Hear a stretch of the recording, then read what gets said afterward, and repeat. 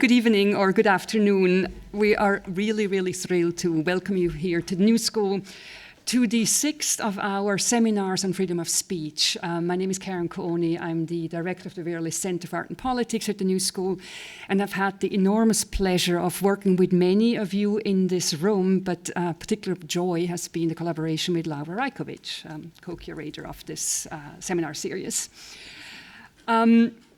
We began about a year ago looking at freedom of speech, and this happened at the invitation of Indian artist and filmmaker Amar Kanwar, who created a film called Such a Morning, and as he said, embedded in the film are 49 darknesses, and he invited various organizations and individuals to mine something that they don't know or that warrants further exploration in their community. And that was the extent of the invitation. And Laura and I decided that it was really freedom of speech that was a notion and a concept that needed to be much better and more deeply understood in this country at this moment. And so we took up that prompt and decided very early on that this was important and wonderful, and we, between Laura and I, had certain networks at the New School or with artists and different curatorial communities, but we really lacked substantial knowledge and experience, and that led us immediately to reach out and identify 4 partner organizations that we wanted to work with in this year-long series dedicated to freedom of speech. Laura, do you want to quickly mention who they are? Yeah, sure. We've been working with the Weeksville Heritage Center, the New York Peace Institute, who have organized today's convening, the National Coalition Against Censorship, and Article 19, which is a free speech, international women's free speech organization. And together we came up with a number of different themes or sub-themes underneath the heading of freedom of speech. And they are also listed, the summary of all the seminars that preceded this one are listed in your program, but I just quickly want to read the titles. The first one was called Mapping the Territory. The second one, Feminist Manifestos. Then Pervasive and Personal Observations on Free Speech Online. We had another one entitled Say It Like You Mean It, Translation, Communication, Languages. Then A Time for Seditious Speech, and today the seminar's title is Going Towards the Heat, Speaking Across Difference.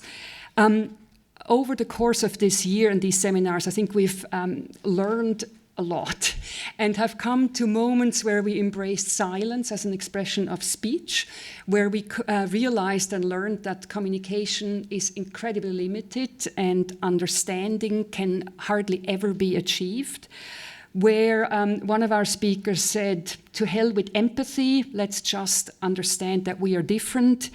Other panels brought out the notion of speech being tied entirely to ownership of land, etc. In one sense, we've come a long way, but every time it felt like we made one step forward and slipped back 2, given the political climate here at the moment. So it's been really, really crucial to do this together and to do it together with experts such as you all. The final convening will take place on September 20th and 21st. It will also be here at the New School, and it will bring back Amar Kanwar, who will deliver a talk. We're also inviting and are collaborating with Mendy and Keith Obadike, 2 sound and visual artists who have selected an essay by Audre Lorde from 1977, The Transformation of Silence into Language and Action, as the foundation of their sound piece installation that is site-specific. Maybe just a few words of thanks. We are indebted to the partner organizations, in particular to the New York Peace Institute. It's been really fantastic to work with them and meet quite a few of their staff members. And I just would like to mention in particular Anna Key, who is the development and outreach officer.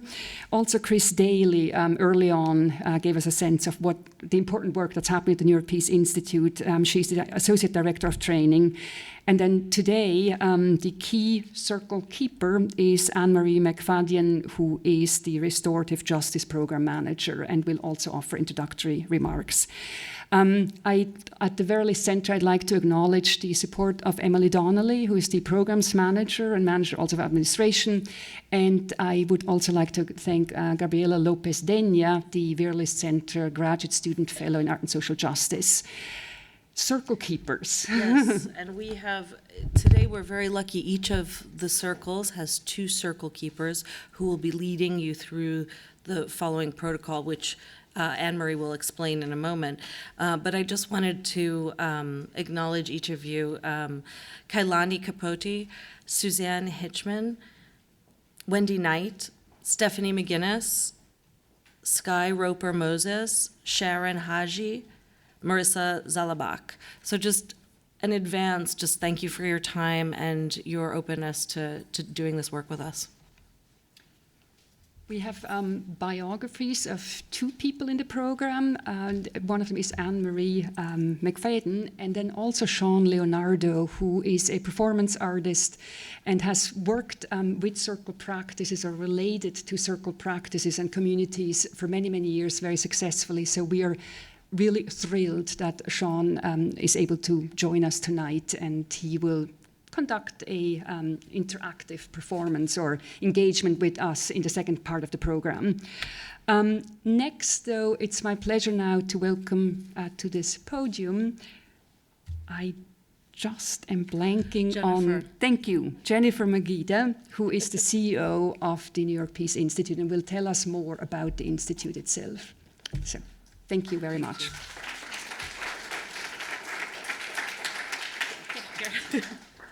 Thank you to you both for organizing this amazing event.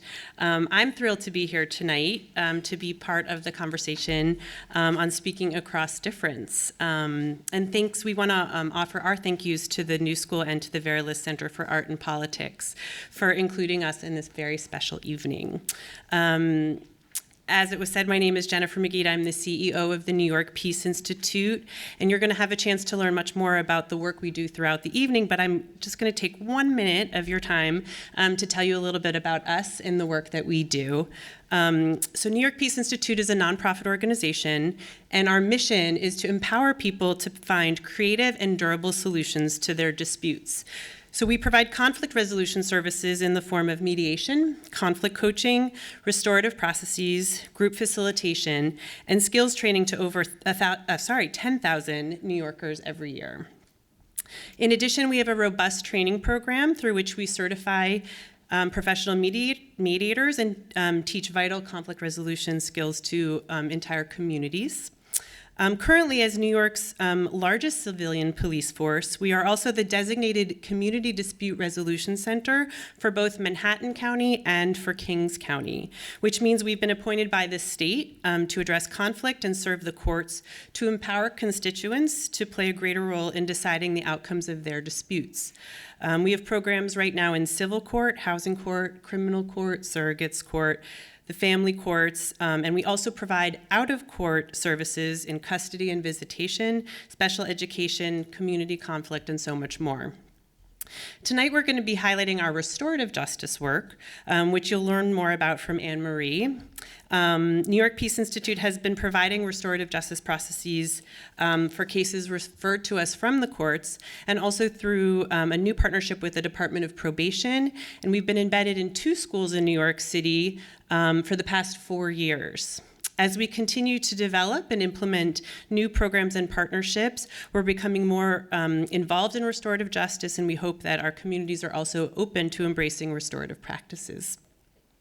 New York Peace Institute's restorative processes, which emphasize bringing together those affected by wrongdoing to address individual needs and responsibilities and to repair harm done to relationships, have proven to be instrumental in healing communities, assisting parties in dispute come to an agreement, and helping individuals to make decisions about how to manage conflict in their lives moving forward.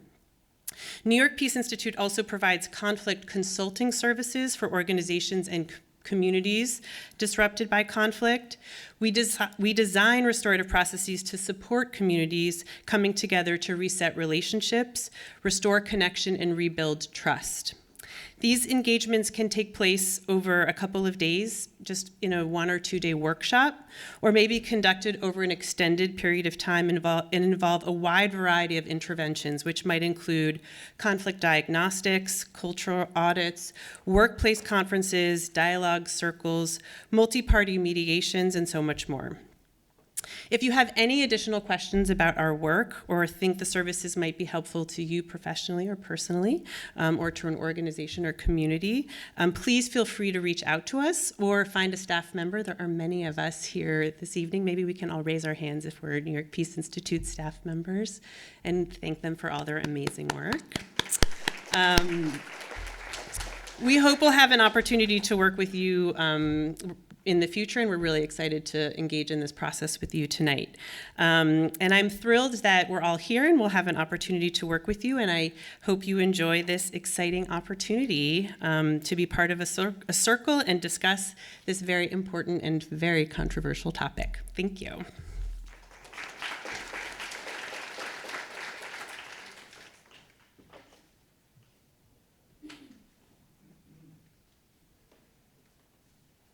Hi folks, I have a confession to make.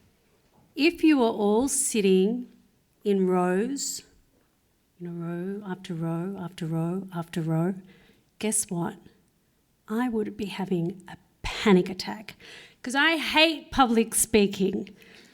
But because you're all in a circle, guess what? I feel fine. And more about that. In these polarizing and divisive times, the tenor of our anger has reached a new pitch. Instead of the mild disruption caused by occasional political and social annoyances, guess what? Anger has become a constant hum in all of our lives. It drowns out the possibility for people to hear one another and understand each other's experiences and perspectives. And guess what? Without that understanding, intolerance becomes the steady drumbeat of our everyday interactions. And at New York Peace, we're in the business of seeing that every day.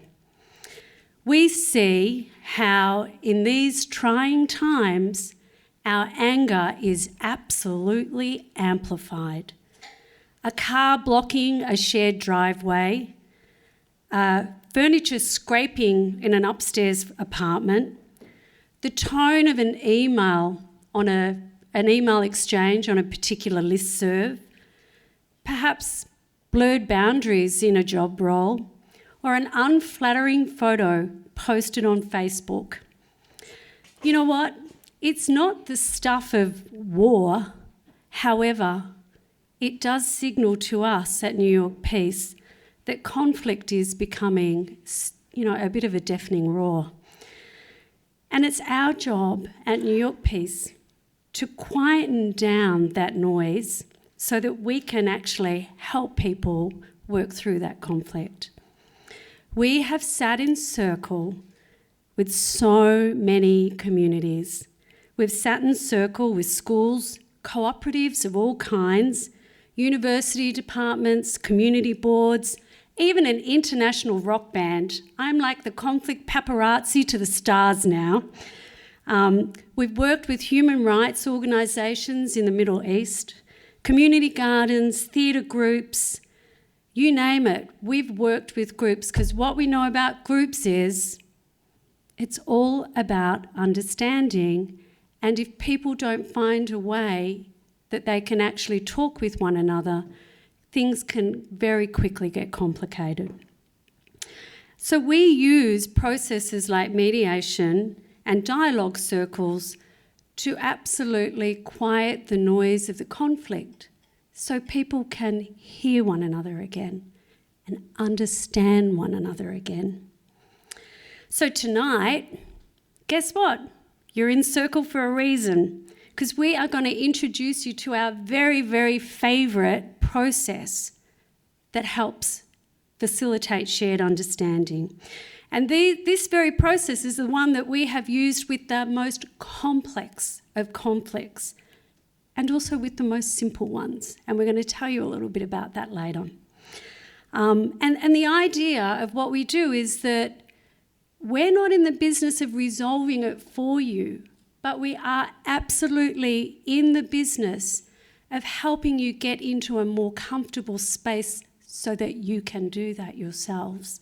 And what we see time and time and time again is, you know what? If you give people the right process, if you trust that people have the capacity, they can do it, and they do it. So I don't want you to think, though, for 1 minute that these processes are for the faint-hearted. There's nothing kumbaya about being in circle. In fact, I did actually stand by the door because I could see a few nervous faces when you walked in. For example, for the past 6 months, we've been working with a group of the most die-hard social activists who have been engaged in a 20-year-old ideological battle of the fiercest type. Even these free-loving, free-speaking activists from the 60s got the jitters when they walked into a facilitation and saw there were no tables, there was just a circle of chairs. And guess what they did? They marched out. They preferred a table with their revolution. But guess what? Curiosity and the need to belong, it lured them back. And I said to them, don't be fooled that circles are for the soft-hearted. These are the very processes that we use for people who are actually really, really trying to harm one another. But more about that later. So the circle centrepiece that you're assembled around now, everyone have a little look in your circles, you'll see this centrepiece. Like it might seem, oh my goodness, this is so new age with the healing stones and the coloured markers and the mindfulness placards, the smelly candles. But for folks who are gathering around disagreement and dissent, there is absolutely nothing warm and fuzzy about sitting eye to eye and knee to knee with someone that you have only seen through the lens of conflict. It's pretty confronting. And so for the first 10 minutes of when you gather in circle with your circle keepers, you might say, uh-oh, I've actually wandered into a self-help group. Because your circle keepers will gently warm the space through a mindfulness exercise and personal reflection rounds of sharing. But hold on to your seats. Be patient, because we cannot possibly invite differences into the discussion unless we know each other a little more. It took New York Peace 6 months to get a team based in the Middle East that was riddled with conflict to feel safe enough and brave enough to sit in circle and absolutely confront the issues that had been so disruptive and so harmful. And when they did, on day 3 of a 4-day retreat in Dubai, with me panicking because it's day 3 of a 4-day retreat and we were meant to have circled up day 2, when they were finally ready, guess what? They did not get up from that circle for 5 hours. 5 hours. They kept going round and round and round until they had dealt with every misunderstanding and could finally commit to moving on. As you wrestle with perhaps some different opinions about freedom of speech tonight, you may be challenged to step outside a protective armour that we all have of judgment and criticism and defensiveness. We're all human. That's what we do. But talking in the round gives you the luxury, and it is a luxury, where you can be still. You can listen, and you can not actually feel the pressure to rebuke or reply. And the relief of this can be pretty disconcerting, which I hope you experience tonight. So last month, an example of this was a very tumultuous meeting that I've had with the community board. Stephanie, where are you? Stephanie is my fellow restorative justice coordinator who is working with me with this group. I got to tell you, it went belly up. It went so badly because Stephanie will attest to this. For the first facilitation, we were very bossy about the talking piece. And I don't know whether it was because Stephanie wasn't there at the second retreat, or I actually thought, this group can handle themselves. I'm going to go with their request to retire the talking piece. And guess what happened? It absolutely disintegrated into screaming and yelling and name-calling and threats. All bets off. The facilitation was over for the time being. The talking piece, and the talking piece that this very tumultuous community board had retired that night, means that you actually don't have to speak in the heat of the moment. And so it does actually place a lot of accountability on you to own the quality of your contribution to the discussion. You've got to think about what you're going to say. And guess what? Feeling like you don't have to be in the cut and thrust of a debate means that you can settle down and you can feel like you are ready to contribute something that will be in the interests of the group. So circles demand accountability to the collective good, but they also really ask you to show up.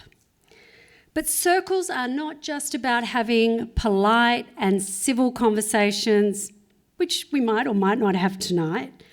They are actually very much about giving voice to people who have been institutionally silenced. And at New York Peace, we see this through our civil courts, our community courts, our diversion programs. We see it daily. People who have been silenced by poverty, violence, racism, discrimination, and for whom the freedom of speech stakes are incredibly high. So last Monday, Kalani, where are you? Here she is. That's my other partner in crime, so to speak. We facilitated a restorative conference with 4 young men of colour from the Bronx. And during the preparation stages, when they met with me, they were very reticent and they were very quiet, which actually made perfect sense because look at me. These young men were from neighbourhoods and they were affiliated with gangs, and there was a bounty actually on their silence. And when I faltered, thinking, I don't know whether we should be doing this, it feels a little risky, fearing that either silence or violence would spill over into the circle, these young men committed. There was actually no question they were going to have this conversation because the stakes for them were far too high. But they were scared. They were scared of the gunshots that had already been fired. They were scared that they would be jumped during or after the circle.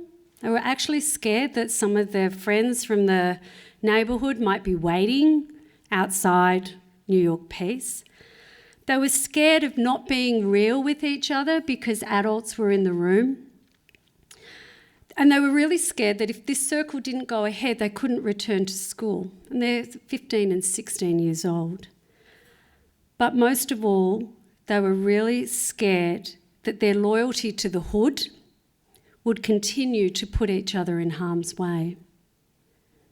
So we cleared the room of adults, didn't we, Kalani? We just kicked them all out. Just looking I got to say, actually, the adults were looking nervous but relieved to be kicked out. That was sort of cute, because they'd arrived in mass thinking, I'm sure, that there's safety in numbers. We ordered pizza and we circled up. And I heard these men speak in a way that I hadn't heard before. The conversation was slow, it was thoughtful, it was careful, it was playful, it was painful, it was remorseful, and most importantly, when I had faltered, thinking that we shouldn't be doing this circle, what I heard was, it was hopeful. And within the hour, we're only in there for an hour, Kalani, was it about an hour? Yep. 2 hands shot across the circle space, and the main protagonists who had sort of generated a lot of this sort of fighting, battling, and their membership to, affiliations with gangs had, there'd been all sorts of stuff going on. Their hands shot across the circle and they said, "We're Gucci," which actually in street talk means beef squashed, conflict over. The circle process had given these young men the protection and the freedom to really speak their truth. And we gathered the adults from both sides, and the young men sat together at the front of the table, and they shared with, I think there were about 16 people in the room, their agreement, their commitment, without going into any detail, just enough to keep the adults happy. And we were all okay with that. But you know what? The bravest act was to follow. These young men, they made a commitment to each other that they would stand aside from the neighbourhood rivalry and no longer be silenced by other people's gunshots. So now it's your turn to be brave. And I would just really like, can my circle keepers come up here with me for a minute so I can introduce you?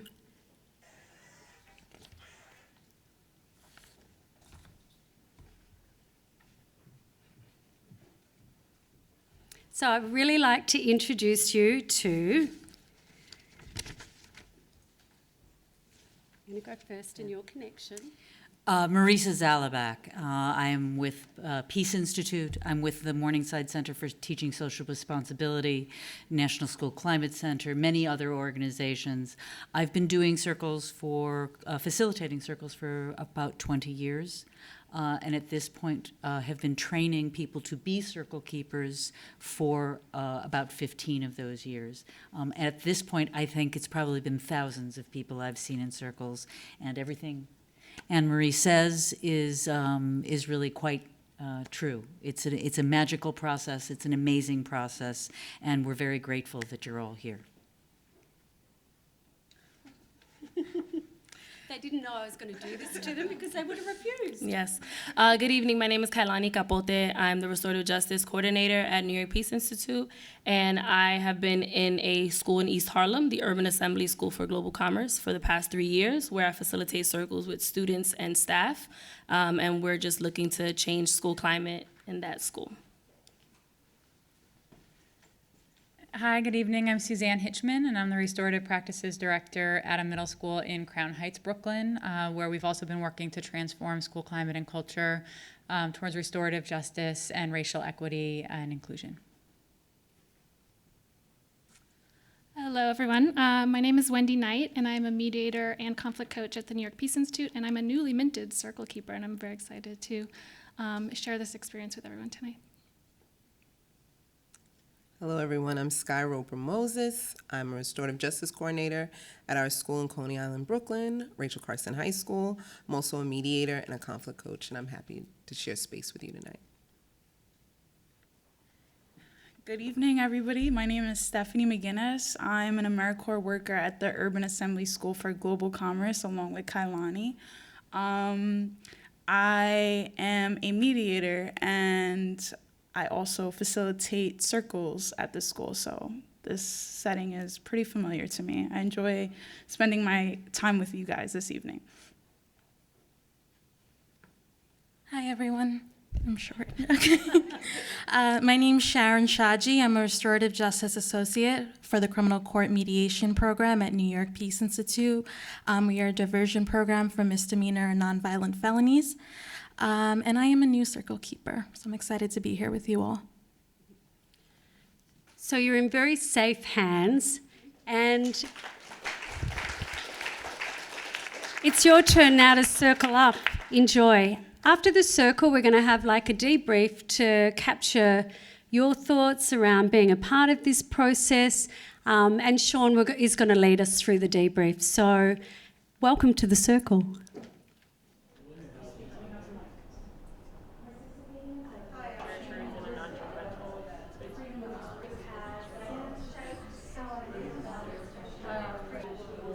I will not pass.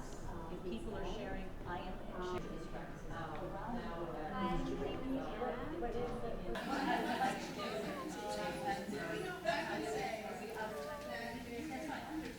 I'm going to bring it home. Okay.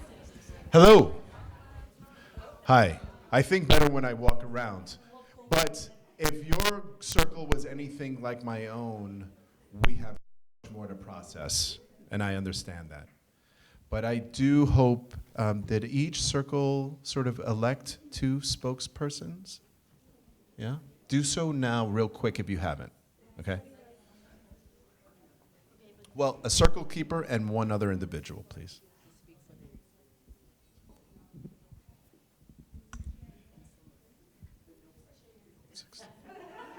Okay. So while I know we could spend a lot of time debriefing, I'd like to move our conversation into a different exercise. But before we do that, I'd like to ask the 2 representatives or 1 representative of each group to simply state to the larger group what seems to be one main takeaway so that we share and leave with something that we can actively incorporate into our lives and practice, okay? And we're gonna start with that far circle. Are there mics down there? Yeah, please. This is a shy group, I think. So that's just my very personal take of what we've been talking here. And to make it sweet and short, I had the impression that it became utterly personal of what we all felt or the experiences we relate to about, you know, speech and silence, too much, not enough, being heard, not being heard. And there's been like this undercurrent of deeply personal volcanoes that still need to be explored. Super important, yes. Is there someone else?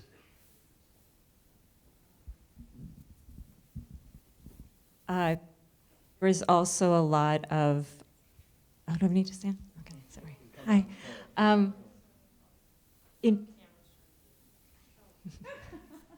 Good, I'll just stand where it can't see me.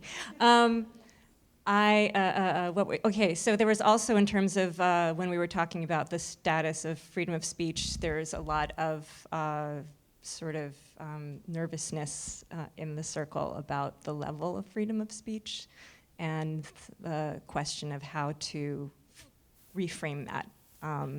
Somebody really raised a really important term, responsibility, that with freedom needs to come responsibility, and that we need to start really thinking about that very seriously.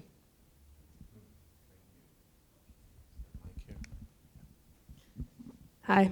Our group was also kind of shy with the mic, so I ended up with it. But I think that there was a lot of difference in our circle, although there were also themes that came out of our discussion of free speech. But it was clear to me, at least by the end, that we wanted more time to work these things out. And so I guess in our current climate, it's really important to remember that speaking across difference really actually takes a lot of time to do. Yeah.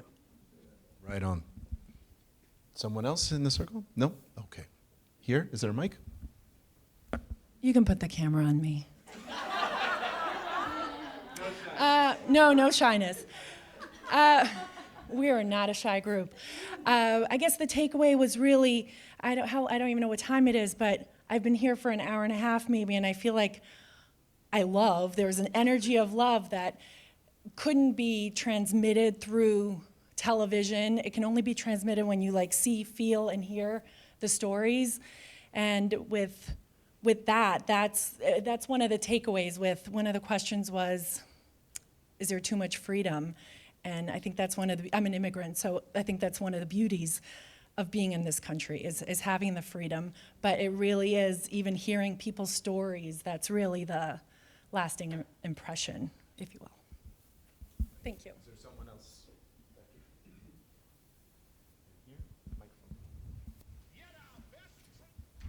I'm a bit of a ham. In our large, beautiful circle, we spoke about freedom of speech and how in this political climate, perhaps we need to redefine it and explore it more. I've visited a communist country, so I understand the importance of freedom of speech.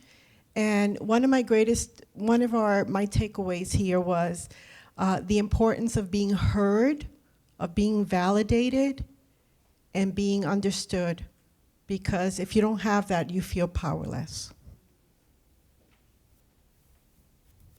I would say I sensed a genuine need for understanding and a real interest in trying to be able to understand one another and each other's perspectives individually and collectively. Right. Thank you all. I want to recenter a few ideas, a few sentiments that I know may have been shared in a lot of the circles. But to think about silence, we're thinking about the ways in which silence enters our bodies for two different reasons. One may be fear of persecution, fear that enacting speech has repercussions. And then there's another level of silencing, which is maybe self-selecting, one in which silence is enacted by privilege. That to keep quiet means that you continue to gain, that you continue to be the one who is fortunate in that space of silence. But let's also not forget that to hold this microphone, to enact speech, can also come from a place of privilege. That to speak truth, to have the space and the power to stand at a podium or assume the mantle of freedom of speech is not shared by all.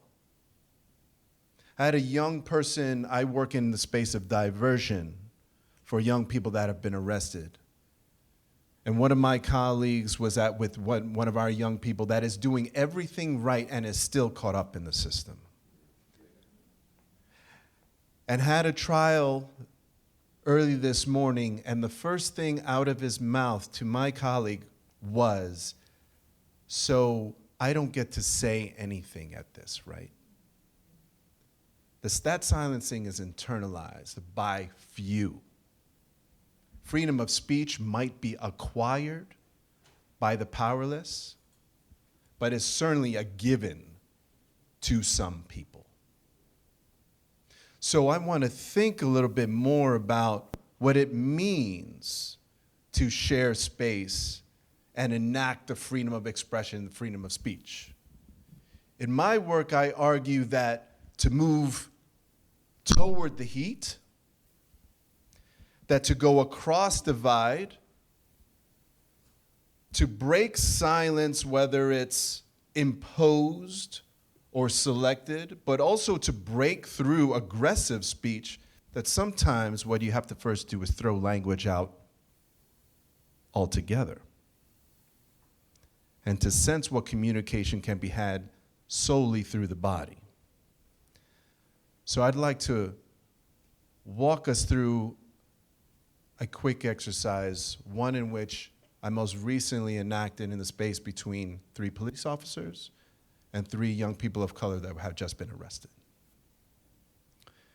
And what I'd like for you first to do is for yourself, by yourself, however you wish to do so, is think about the last conflict you experienced, whether verbal, physical, internal, external, to you, around you.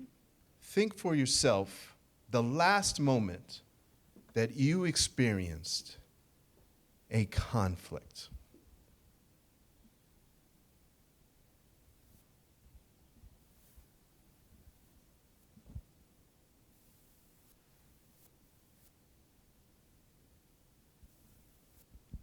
And now, in revisiting that memory, I'd like you to try to recall it for yourself in as much visual detail as possible.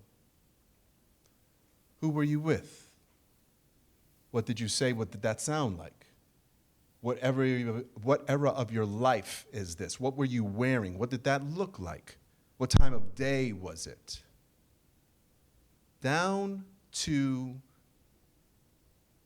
the detail of, were there cracks in the sidewalk? Think about how it looked, felt, moved.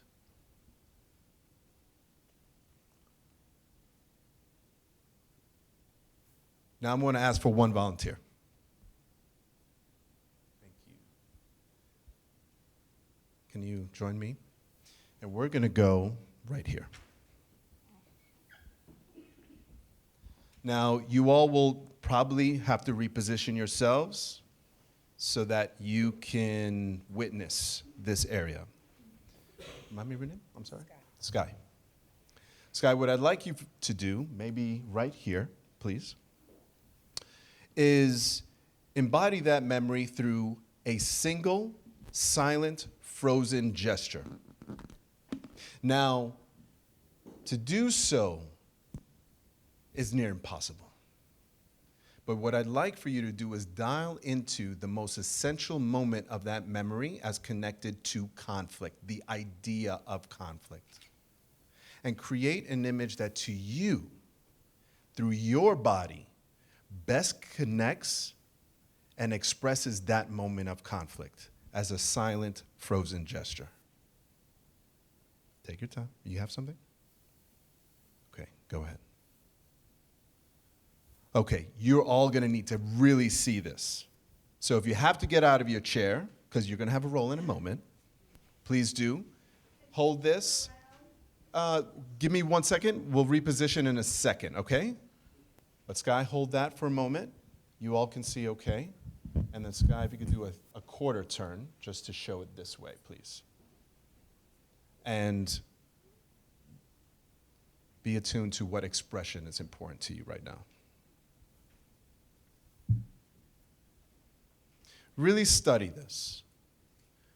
Don't necessarily move right into interpretation or guessing what might be happening in this narrative. Rather, I'd like for you to simply take in the basic information that this body is conveying. Simply look at the hands.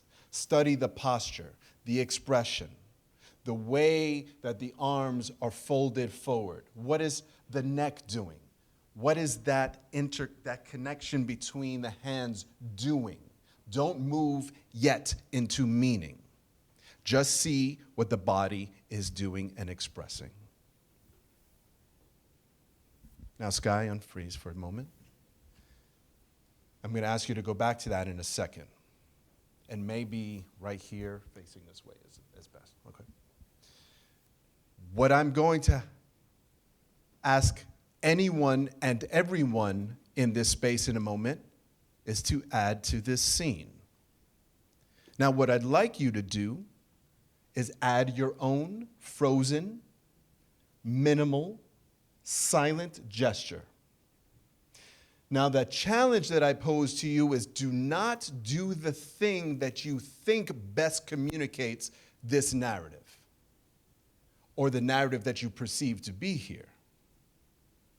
Instead, I want you to dial into that memory that you just revisited and provide a gesture in connection to this narrative that makes sense to you and only you. So if it results in something entirely abstract, doesn't matter. If you also see yourself occupying a similar role in this scene, also doesn't matter.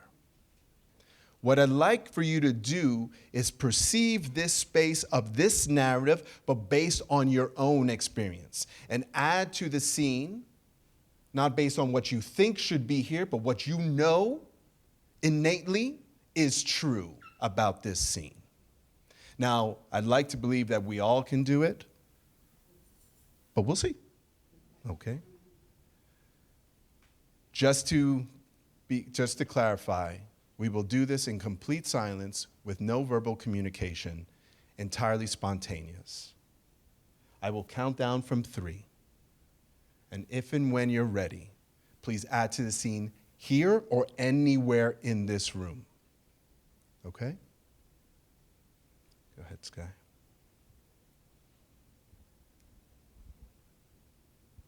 Sky, I want you a little bit more this way, please, man. Yeah. Take it in again. Dial back into that space that you were previously visiting, and add to the scene in the way that you need to. In 3, 2, 1.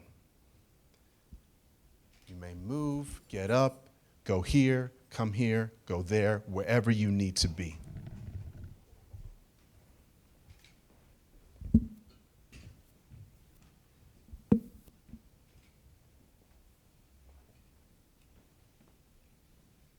And freeze.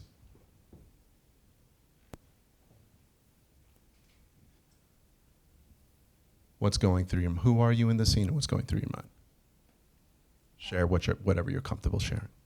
I'm exasperated at the lack of, at the misunderstandings. I am trying to pull her arms down, trying to defeat what I think is a defensive pose. Point out what might be obvious to some, but needs to be pointed out anyway. I relaxed my arms and made them an open gesture, and I stepped forward. I'm conflicting between feeling safe and speaking up. Give me strength. I'm asking for something. Okay. Help me find a way. I felt protection from her stance, so I came behind it. Okay. I'm threatening what she's blocking. Everything's going to be all right. I don't want to hear the noise. I'm here for you. I want to see you. I'll repeat it. I opened my arms and I stepped forward. I'm bearing witness, and I wanted to ask her how I could help. I want to signal that we're in this together. I'm conflicted. I'm feeling defended and also trying to defend. I'm sorry. Together. A few more. I'm holding back. I want to know, but not too much. And finally, Stop. unfreeze, please.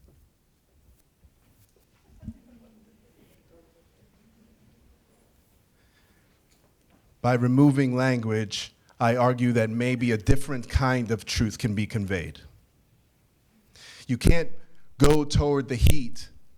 You can't try to reach across the divide if you simply are identifying the problem in the person across from you. I argue that sometimes the failure in communication is precisely that we arrive at the table with all our default language in place, with all our speaking points rehearsed, and with all our positionality already settled. And so communication can happen because it's failed before it's even been initiated. But what does the body tell us? Not in the way in which we might simply just see a person. But what I argue is by removing language, you can start to identify yourself in a person.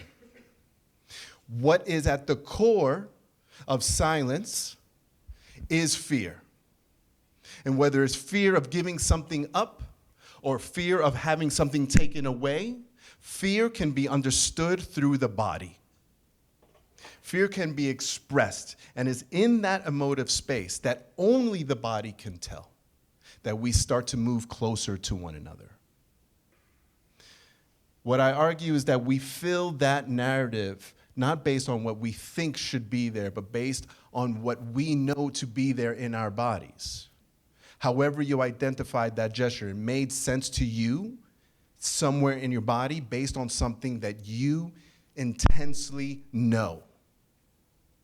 And by seeing yourself in that gesture, by building that narrative through your own perceptions, through your own experience, through your own trauma, is how you start to identify yourself in someone else. And it's in that space that conflict starts to subside and humanity starts to surface.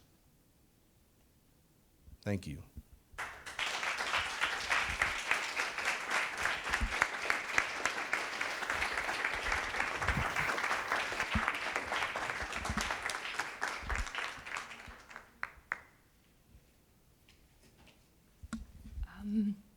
Ari should join me. I have nothing else to say, as you can tell from my body language, but just express a deep, deep thank you from me to all of you, to the New York Peace Institute, and to Shaun for bringing us together in such an incredibly powerful way in a moment where it really matters as we leave this building. I hope many of you will come back. Just a reminder that we'll continue this conversation, if not this intensity of feeling, but hopefully approach it in September during our final convening for this series of seminars on September 20th and 21st. Thank you.